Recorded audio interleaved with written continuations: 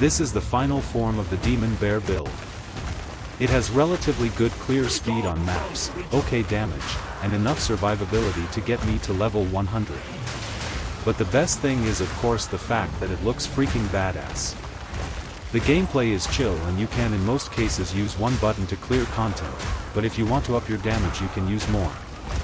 This makes for a fun gameplay that is varied and feels interactive. In maps you gain rage from your war cry and mana regeneration. If you war cry before rampage it goes quicker to start your attack chain. Savage Fury is equipped on back bar. You want as little gems with increased cost on the rampage skill to make it last longer. I am in no case a YouTube content creator, and this video is mostly made to get others' input on what I could do different to improve my survivability or damage. So if you got ideas, please feel free to comment and I'll look into it. Link of PoE Ninja is in description. This is one of the highest damaging builds when it comes to Molten Crash, but hopefully it can be better.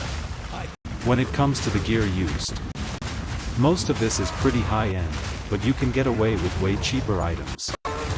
You can reduce price of Scepter with about 90% if you just go lower on Spirit and then don't grab Clarity 1. Your totems will help keep your rage up, but mana regen is needed for smooth gameplay. This build can probably drop some life regen or rarity to boost damage, but those nodes makes for more comfortable and fun gameplay. The build uses two different Fury of the King's talismans, one with high fire damage and attack speed and one with good skill damage and 5 sockets. It is important that Rampage is put on weapon set too. When doing bosses swap to ingenuity. Now, let us look at the gear.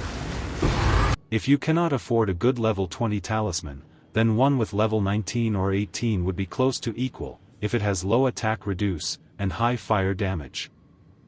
The increases in damage from the helmet is insane, and if you want a cheaper option you can go for mana regeneration as double corrupt on this.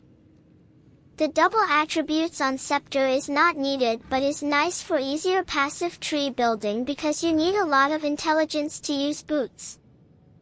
The mana flask is not needed, but if you want you can also use some mana cost converted to life cost instead of the keystone that removes your mana.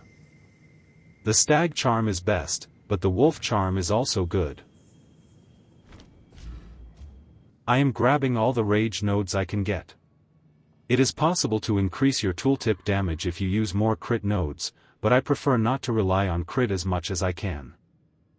There is also one damage node in Shaman tree that you can get that gives more damage, but I like the survivability of the other node. You can try removing the regeneration nodes up here if you got too much.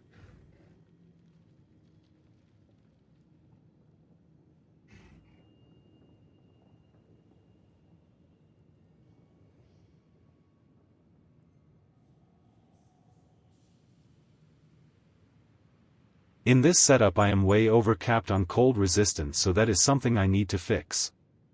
You can also use armor gloves instead of energy shield, but this is only if you got too many divs.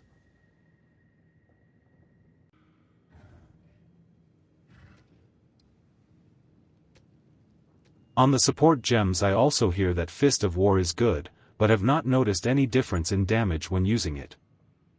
The Reikiata's flow can be swept out with something else if you are playing with one of those elemental curse guys that keep raining comets. Herald of Ash is something I would like to change, but I do not know what else there is to use Spirit on. I am never using the skill Maul, so do not pay attention to that skill, might as well remove it. If you want higher damage on Rampage you can drop efficiency, but this will come at the cost of the duration you can do the marathon sprint.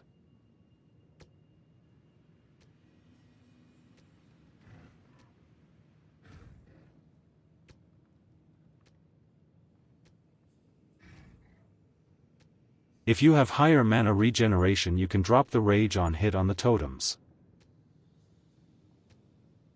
Not sure if mysticism works when on Savage Fury back bar, but did not have anything else to put in there. The support gem Vitality 1 costs less when having it in Berserk, this is why you want the highest cost one here.